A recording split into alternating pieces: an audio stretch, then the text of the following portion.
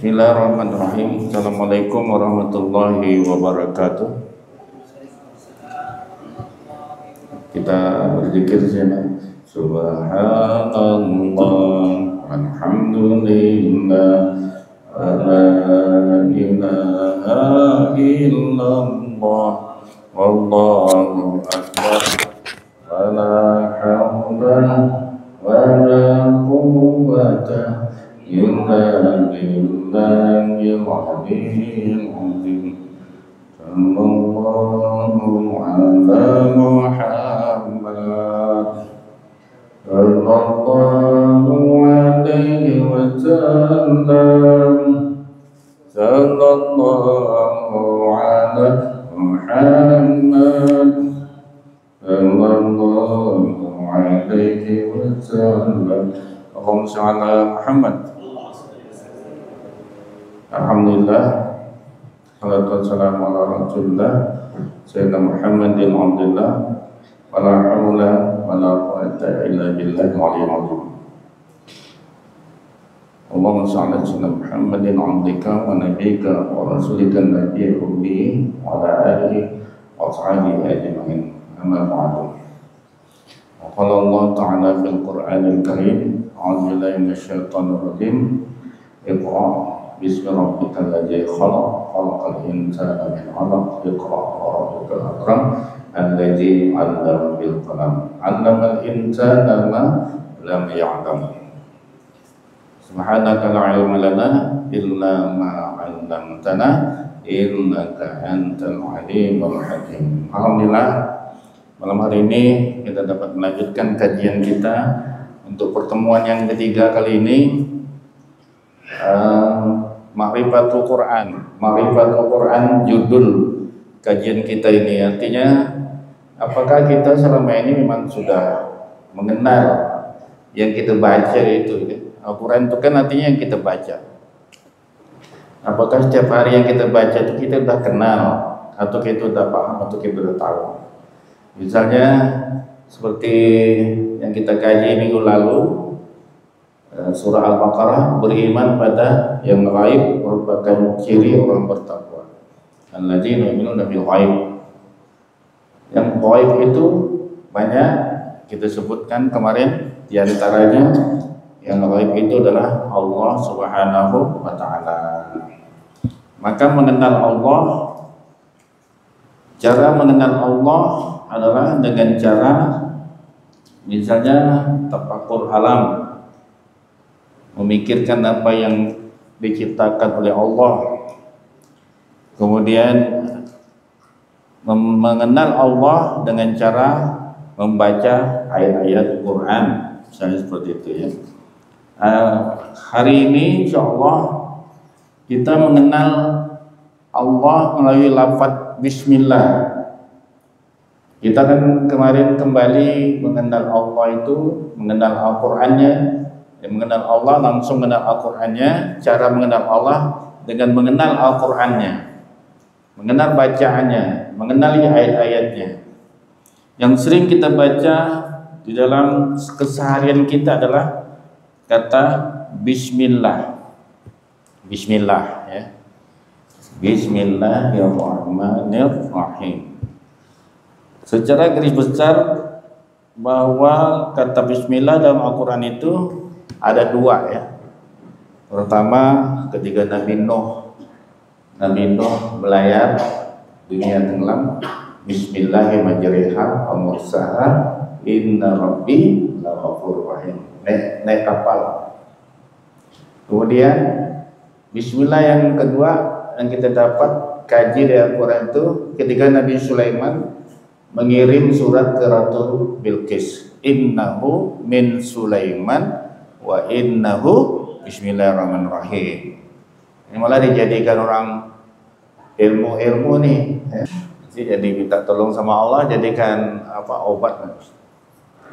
Kemudian Bismillah ini bapak-bapak, secara garis besar hadis-hadis dalam kitab Ibnu Tafsir banyak menyebutkan tentang keutamaan Bismillah itu ya. Kata Rasulullah, kullu amrin la yubda'u fihi bismillahirrahmanirrahim, bahwa ajzan, ya, bahwa ajzamun. Setiap perkara yang tidak dimulai dengan bacaan bismillah atau dengan nama Allah yang Maha Pemurah lagi, maka perkara itu kurang sempurna. Itu kurang sempurna. Ya. Pertama. Yang kedua, kul bismillah wa kul biyaminika wa kul mimma yalika. Yang pertama kata Rasulullah, ucapkanlah bismillah dan makanlah dengan tangan kananmu serta makanlah makanan yang dekat denganmu. Jadi perintah untuk mulai makanan dengan membaca bismillah. Nah, ini kalau surah yang kita baca tadi doa Nabi Nuh tuh, ya, wa qala rakabu fiha bismillahi majriha wa mursaha inna rabbi laghafurur rahim. Surah Hud ayat 14. Naiklah kamu sekalian ke dalamnya, ke dalam kapal itu dengan menyebut nama Allah di waktu berlayar dan berlabuh, ya. Nah, kemudian para jemaah sekalian, kalau kita memulai hubungan suami istri membaca bismillahirrahmanirrahim, Allahumma jannibna syaitan wa jannibna syaitan mimma razaqna, maka setan tidak bisa memberikan mudarat terhadap hubungan suami istri kita itu. Apabila terjadi seorang anak yang jadi bayi, maka setan pun tidak bisa memberi mudarat kepada anak itu apabila tumbuh sampai dia dewasa nanti. Makanya kalau orang membuat anak atau melakukan hubungan suami istri tidak pakai bismillah itu, anaknya melecak kata orang, ya, tidak mudah diperdaya oleh syaitan. Baik, itu bismillah. Bismillahirrahmanirrahim. Yang kan kita kupas ini adalah bismillah. Bismillah ini arti kata bismi itu artinya banyak para ulama menyebutnya, ada kata minta izin pada Allah. Bismi itu artinya minta izin. Bismillah, minta izin pada Allah, minta lindung. Nah, macam-macam. Kalau di sini diartikan dengan nama Allah. Baik. Sekarang kata Allah, dari mana kita mengetahui kata Allah, mengenal kata Allah? Kenapa ini kita harus mulai segala sesuatunya dengan nama Allah? Maka Allah mengatakan, mengenalkan dirinya dalam surat Taha. Bapak bisa lihat ya di ayat yang paling atas, Taha ayat 14. Kata Allah kepada Nabi Musa, innani anallah la ilaha illa ana fa'budni wa aqimis shalah li zikri. Sesungguhnya kata Allah, innani anallah. Jadi Allah mengenalkan dirinya, hei hamaku, hei manusia, aku ini Allah. Aku ini Allah, ya. Nah, kepada Nabi Musa nih surat Taha, wahai Musa, innani, aku ni Tuhan, aku ni Allah. Innani anallah, ya. Kau bahasa Melayunya, kau tahu tak Musa, aku ni Tuhan, aku ni Allah. La ilaha illa ana, tidak ada Tuhan selain ana. Jadi Allah yang mengenalkannya, bukan manusia yang mengenalkan diri Allah ini, bukan Nabi, tetapi Allah mengenalkan dirinya. Cerita ini, pengenalan ini diabadikan dalam kisah Nabi Musa, surah Taha ayat 14. Baik. Jadi kita jangan ragu lagi dengan kata Allah. Dari mana asal kata Allah? Apa arti kata Allah? Banyak lagi ulasannya. Kata Allah itu asal mulanya isim nakirah, ilahun, mendapat alif lam ma'rifah jadi Allahun. Itu panjang lebar lagi kalau orang ahli nahwu jelaskan jadi.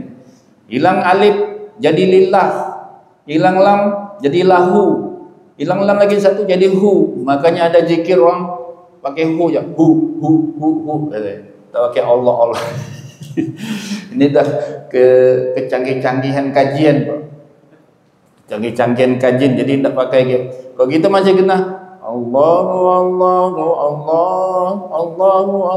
masih kena. Ada orang yang dah canggih kajiannya, pendek saja dia. Hu. Nah, Masya Allah, ya.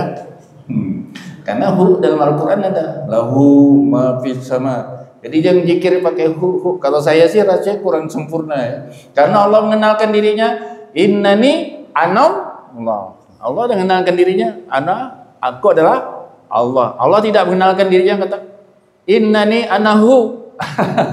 Tapi kalau kita ingin berbeda pendapat, panjang ceritanya. Adalah kita ambil dalil yang pas, yaitu Allah mengenalkan dirinya bernama Allah.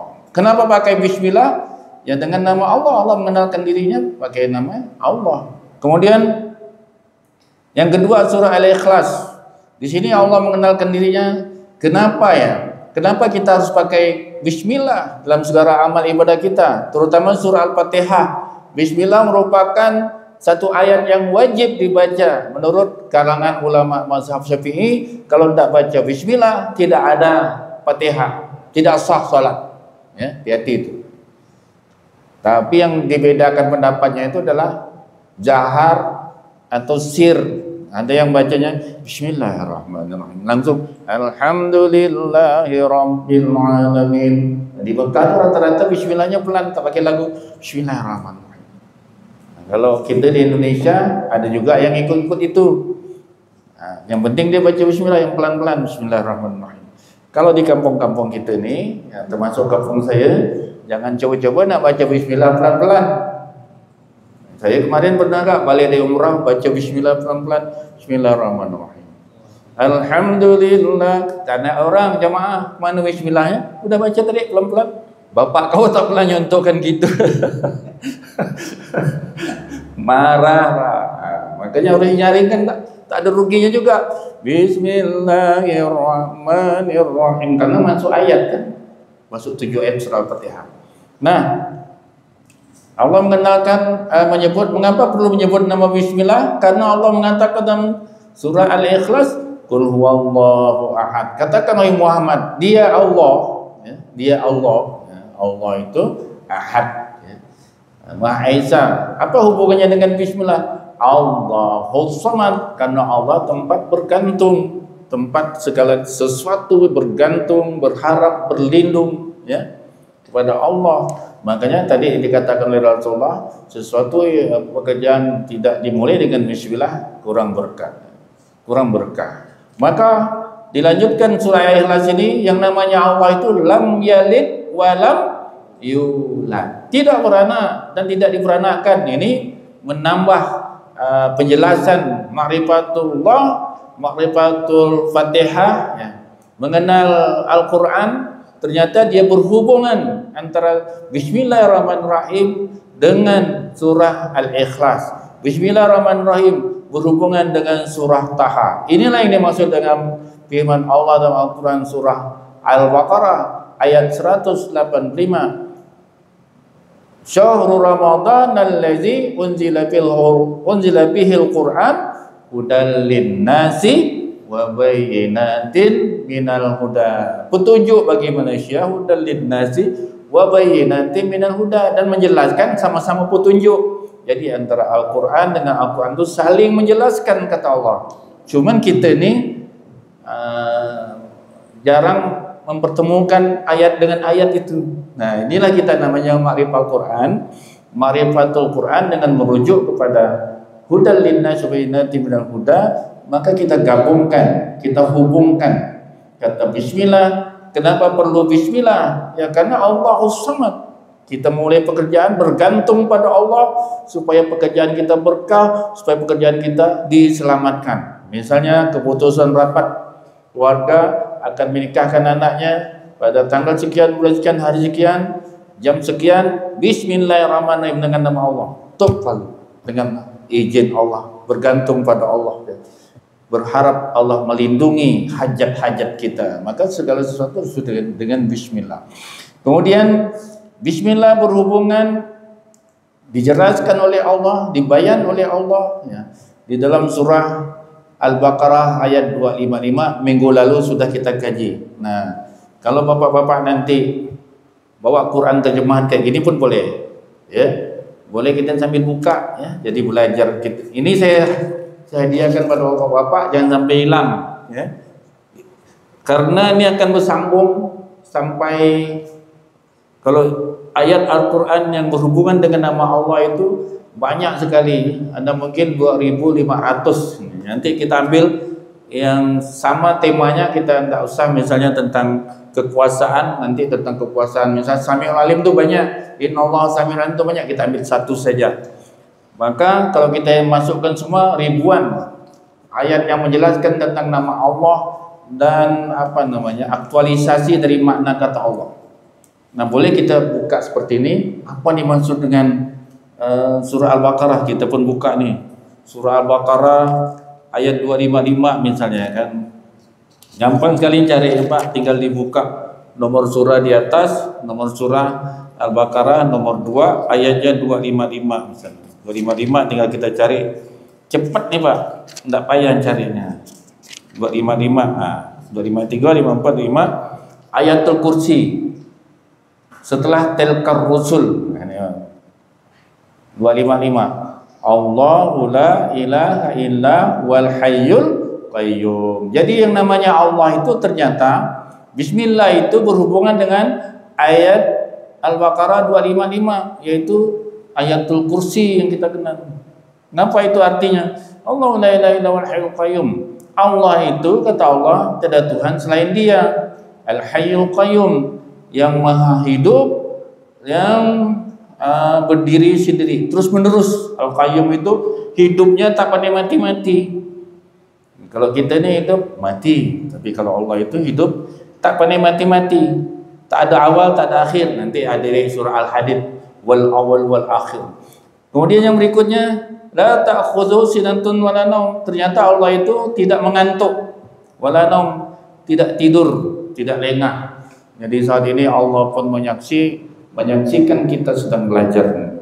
Allah sangat suka dengan kita majelis ilmu yang mengkaji Al-Quran ini. Allah saksikan, Allah menyukainya, mencintai orang-orang yang mengkaji Al-Quran. Ya, makanya katakan khairukum man ta'allama Al-Quran wa 'allama.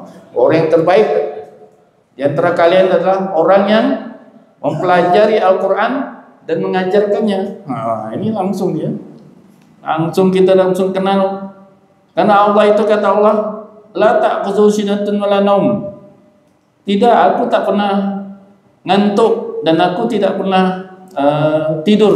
Lahu ma fis samawati wa ma fil ardh. Bagi Allah lah. Jadi kalau bahasa kita bagi aku katanya. Tapi di sini katakan baginya. Apa yang ada di langit dan apa yang ada di bumi. Man dzallazi yashfa'u indahu illa bi'iznihi, yang tidak dapat memberi syafaat di sisinya tanpa izinnya. Inilah yang pentingnya Bismillahirrahmanirrahim itu. Ya, kita berharap syafaat. Syafaat itu artinya perlindungan. Syafaat itu artinya bisa berarti pertolongan. Ketika kita membaca Bismillah, ya, maka minum air misalnya Bismillah, kita berharap berkah, berharap perlindungan, berharap nikmat. Nah, begitu. Bismillahirrahmanirrahim, minum. Maka yang kita harapkan ada berkah, ada nikmat, ada perlindungan, ya. Ada semacam jadi obatkah, jadi apakah air itu jadi penyemangat kalau udah Allah memberikan berkahnya karena kita membaca dengan namanya, mulai dengan namanya. Bismillahirrahmanirrahim. Ya'lamu ma baina aydihim wa ma khalfahum wa la yuhituna bi syai'in min 'ilmihi illa bima syaa' wa yas'a kursiyyuhu as-samawati wal ardh wa la yahuduhu hifdzuhuma wa huwal 'aliyyul 'azim. Apa Allah itu mengetahui apa-apa yang ada di hadapan mereka dan apa yang di belakang mereka. Jadi Allah tahu apa yang terjadi ke depan untuk diri kita dan apa yang sudah terjadi di belakang kita, dari A sampai Z Allah tahu, ya. Wa la yuhituna bi syai'in min 'ilmihi illa bima syaa'. Dan mereka tidak mengetahui sesuatu apapun tentang ilmu Allah illa bima syaa', kecuali bagi siapa yang dikehendaki.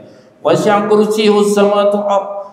Maha kursinya Allah itu meliputi langit dan bumi. Jadi ada sebuah hadis, ya, kursinya Allah itu, ya, dia punya luasnya, ya. Begini cerita hadisnya, kalau bumi itu, ya, terdiri dari planet banyak, ya kan? Nah, bumi itu kalau dikumpulkan dengan planet-planet yang banyak itu, bumi itu kata Rasulullah bagaikan sebentuk cincin kecilnya bumi itu. Nah, begitu juga terusnya ada 7 lapis langit sampai ke nanti 7 7 lapis langit itu semuanya kecil di hadapan Allah, dan yang paling besar itu adalah arasy Allah, kerajaan Allah. Kerajaan Allah masih kecil juga dibandingkan dengan kursinya Allah, lebih luas lagi kursinya Allah. Nah, kursinya Allah itu lebih luas lagi ya.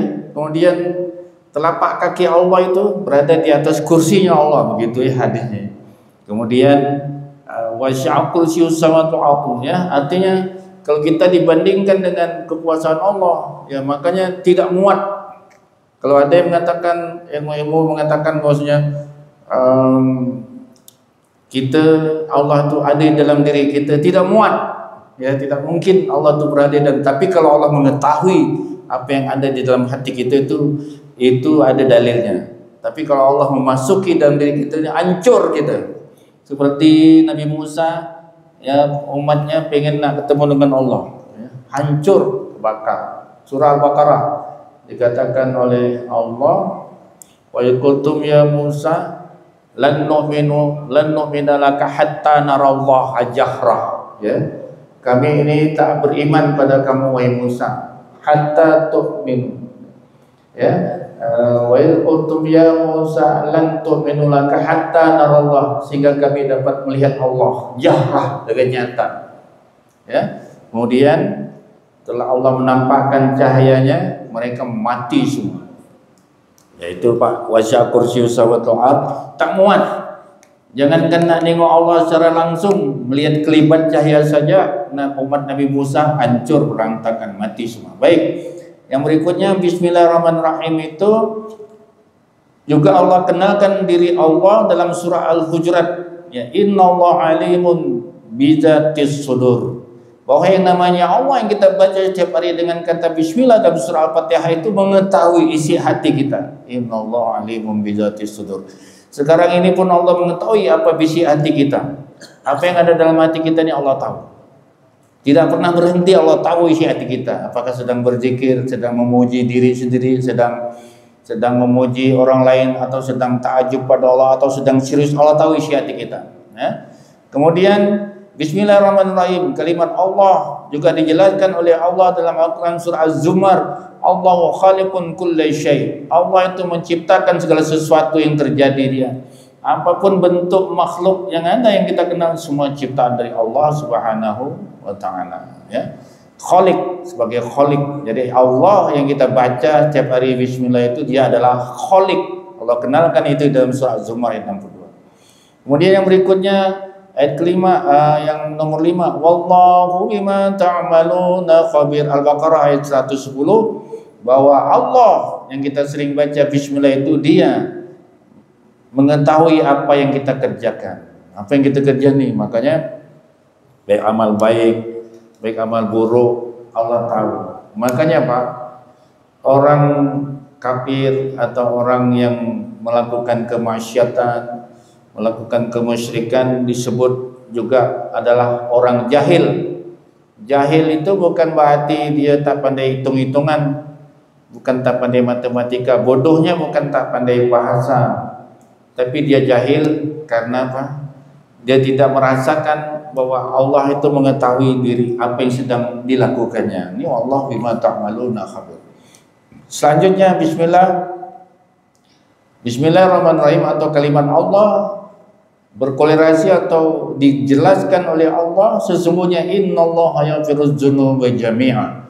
Meskipun kita banyak dosanya, Allah mengetahuinya, tapi Allah Maha Penyayang. Sesungguhnya Allah mengampunkan. Yang namanya Allah itu mengampunkan seluruh dosa kita semuanya. Innallaha yaghfiruz dzunuba jami'a. Maka Allah menamakan dirinya Allah. Dihubungkan dengan ayat ini, Allah adalah Maha Pengampun terhadap dosa apapun yang pernah kita lakukan. Masya Allah. Allah Akbar. Dikuatkan lagi oleh An-Nisa ayat 96, yang namanya Allah itu wa kana Allahu ghafurar rahim. Adalah Allah, ya, Maha Pengampun dan Maha Penyayang. Sudah Allah menyaksikan keburukan-keburukan amal kita.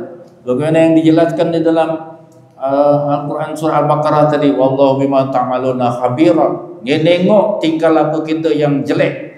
Allah tahu kita berdosa, bermaksiat, Allah tahu. Tapi kata Allah, innallaha yaghfiruz dzunuba jami'a. Sesungguhnya aku ini Maha Pengampun, kata Allah ya, terhadap dosa-dosa semuanya. Dikuatkan lagi dengan An-Nisa ayat 96. Wa kana Allahu ghafuran rahima. Bukan hanya mengampunkan tapi juga menyayangi. Walaupun sudah banyak dosa masih diampunkan dan masih disayangi. Itulah Allah yang kita sering baca setiap hari. Kemudian yang berikutnya, Allah adalah wa iza salaka ibadi anni fa inni qarib. Kata Allah kepada Nabi Muhammad, wahai Muhammad, wa iza sa'alaka, apabila ada yang bertanya kepada engkau dari hamba-Ku ibadi anni, tentang aku, fa inni qarib, katakan Allah itu dekat, fa inni qarib. Bagi lanjutkan ayat ini, ujibu da'watad da'i idza da'ani falyastajibu li. Allah akan mengabulkan dosa-dosanya. Allah akan mengabulkan doa-doa yang kita munajatkan padanya. Makanya dekat Allah. Jadi walaupun Allah itu punya kerajaan yang besar, jauh di sana ya, 50.000 tahun jaraknya. Salasa ilum bi'azabi waqi' lil kafirin laysa lahu dafi' minallahi zil ma'arid ta'ruju malaikatu war-ruh ilaihi fi yawmin kana miqdaru 50 alfasana. 50.000 tahun Ma'arij, tempat malaikat turun naik dari langit paling rendah sampai ke langit paling tinggi itu 50.000 tahun kalau kita ingin nempuhnya. Namun Nabi Muhammad pernah berjalan di situ waktu peristiwa Isra dan Mi'raj Ma'arij.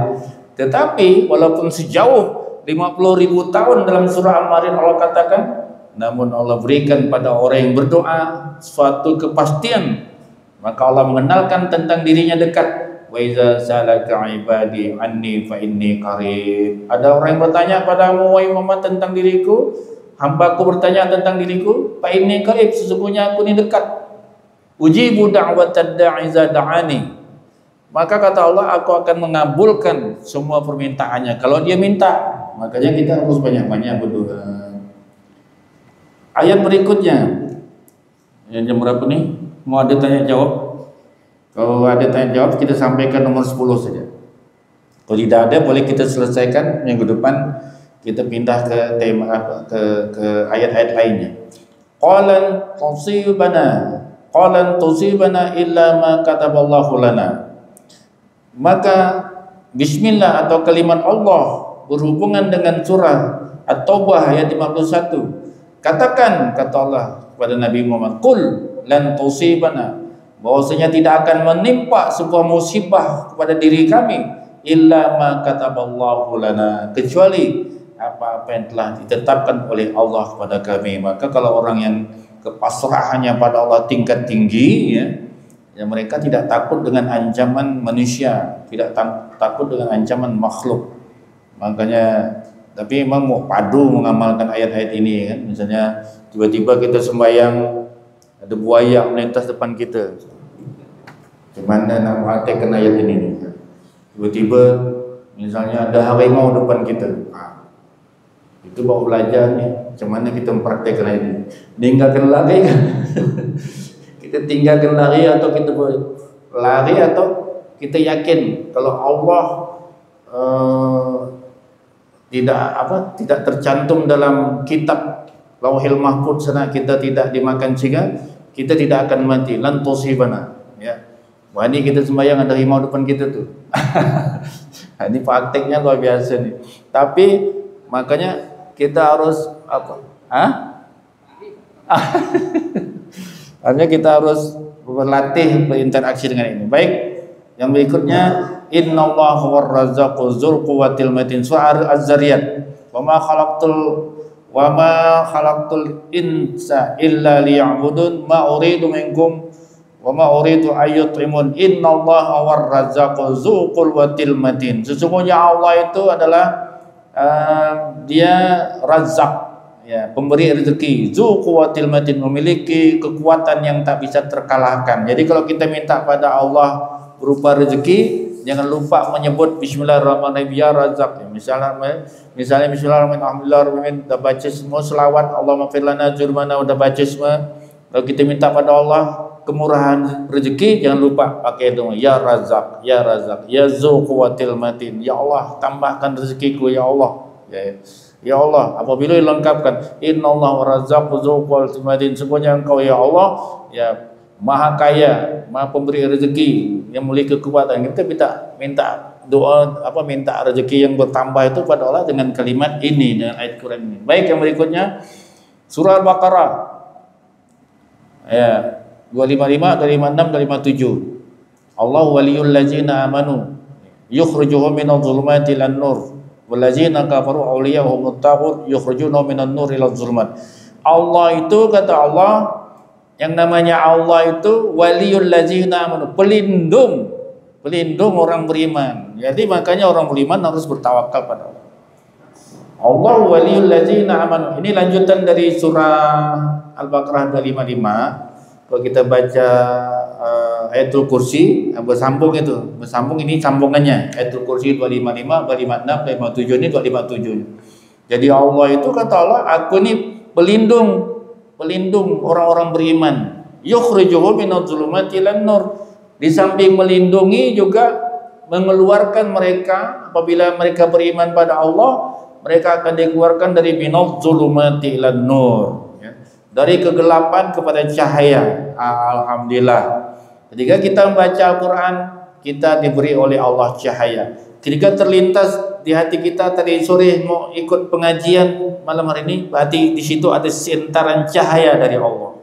Allah akan mengeluarkan kita dari kegelapan, minadh dhulumati ilan nur. Jadi Allah melindungi kita, Allah pilih kita untuk hadir ini. Tidak semua bisa hadir.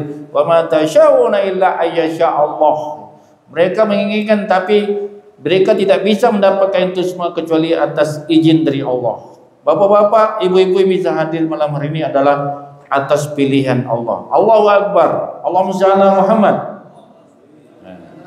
Bukan bapak yang mau, tapi Allah menghantarkan sini. Ya. Kenapa? Karena Allah melindungi. Allah waliyul ladzi. Bagaimana cara melindunginya? Yukhrijuhum minadh dhulumati ilan nur. Yukhrijuhum minadh dhulumati ilan nur. Mengeluarkan kita dari kegelapan, hati yang gelap, dengan kezaliman, dengan segala macam kealpaan, diberi cahaya Al-Quran. Hari ini terang hati kita. Oh, rupa yang namanya Allah itu begini ya. Oh, begini ya. Terkejut-kejut jiwa kita.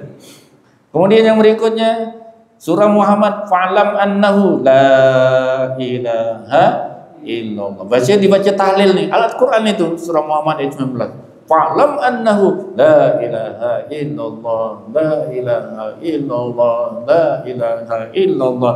Ayat Quran itu yang dibaca berulang-ulang, la ilaha illallah. Fa'lam annahu la ilaha. Man qala la ilaha illallah fi akhir kalamihi dakhala jannah. Siapa yang di akhir hidupnya mengucapkan kalimat la ilaha illallah, masuk surga. Barangkali ini masih ada berapa menit? Ada yang mau ditanyakan? Sampai di sini ya, 13. Ada yang mau ditanyakan? Silakan Pak. Waalaikumsalam.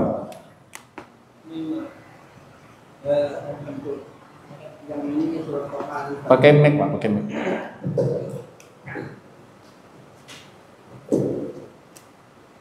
Yang surat Toha ini kan Allah mengangkat diri kepada Nabi Musa.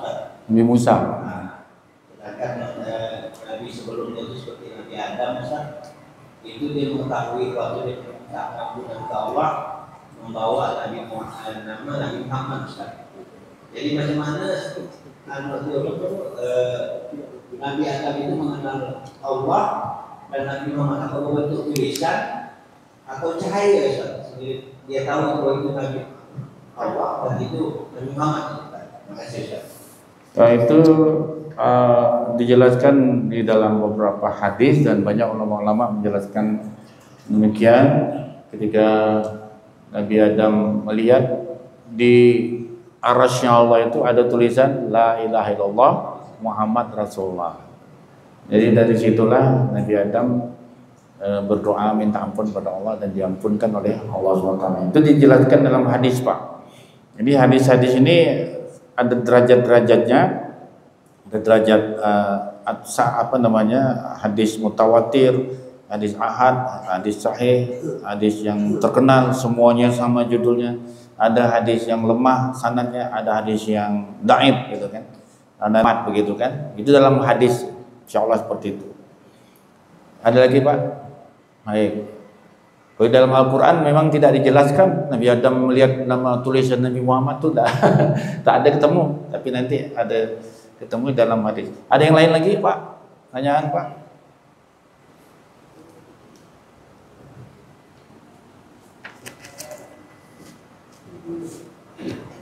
Jangan. Waalaikumsalam. Ustaz katakan mengenai masalah kursi Allah. Apa Pak? Kursi Allah. Kursi ya. Kalau boleh tahu seluas atau sebesar kalau bilang Allah itu punya kursi. Wajah kursi sama ya. Di sini jelaskan hadisnya ini kan apa ayat Qur'annya ya kan, wasi'a kursi yuhus sama, kursinya Allah tuh luas ya. Wasi'a kursiyus samawati wal ardh, meliputi artinya gini Pak, meliputi itu artinya yang ada di bawah ini kecil, meliputi itu artinya melindungi ya Pak ya. Jadi ada sebuah atap meliputi yang di bawahnya. Jadi sekarang nih kita ada di bumi ini saja luasnya, kalau kita keliling dunia ini berapa ini? Belum lagi langit. Nah kursinya Allah itu melingkupi, bukan hanya langit kita ini Pak ya, 7 lapis langit, ada langit nebula ini kan, ada galaksi Bima Sakti ini udah satu satu matahari, itu baru satu langit. Langit itu ada 7 lagi. Langit pertama ini saja, bumi ini bagaikan apa tadi, cincin, macam cincin saja dibandingkan dengan yang lain-lainnya. Yang lain-lainnya 7 langit pertama ini dibandingkan langit kedua macam cincin lagi. Langit kedua dibandingkan langit 3, langit ketiga tuh bergabung macam cincin lagi. Sampai langit 7 pun, langit 6 tuh bergabung dengan langit 1 sampai langit 6 tuh macam cincin dibandingkan langit ke-7.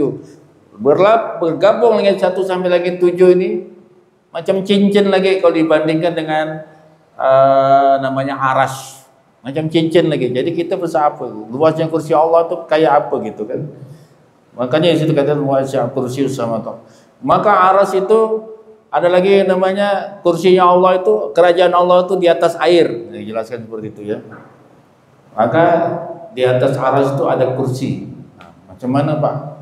Jadi macam mana nak menggambarkannya? Namanya inilah beriman pada yang gaib. Kita tidak usah cari bentuknya Pak. Tak usah kita cari pusing. Maka kita beriman pada yang gaib ini, kita yakini kata-kata Allah, dia punya kursi. Yakinin saja Pak. Dia ada kursi. Kita yakini ada kursi Allah. Tak usah kita bayang-bayangkan. Ini banyak yang sangsut nih, banyak yang istilahnya langsung kadang-kadang belajar ilmu tentang ketuhanan itu, tapi kalau kita belajarnya hati-hati, kita fokus saja ada kursinya Allah. Dah, macam mana bentuknya? Paling besar. Payah kita nak, kita dikecil, makanya kita membaca takbir Allahu Akbar, takbiratul ihram pakai kalimat Allah Akbar. Allah Maha Besar. Tak muat kalau dipikirkan dalam otak kita ni, tak muat ya kan. Setiap pergantian rukun Allahu Akbar, sami Allah min Allahu Akbar, itu mengingatkan pada kita ni kecil, Allah tu Maha Besar. Tak muat kita ni. Tak bisa kita mencari Allah, tak bisa kita melihat Allah dalam kondisi yang sekarang. Nabi Musa dan umatnya hangus ya, hancur. Yang diceritakan dalam surah Al-Baqarah tadi ya, dimatikan oleh Allah, hangus ya. Baik, kita masuk waktu azan belum? Ada lagi yang mau ditanyakan? Silakan Pak. Silakan Pak.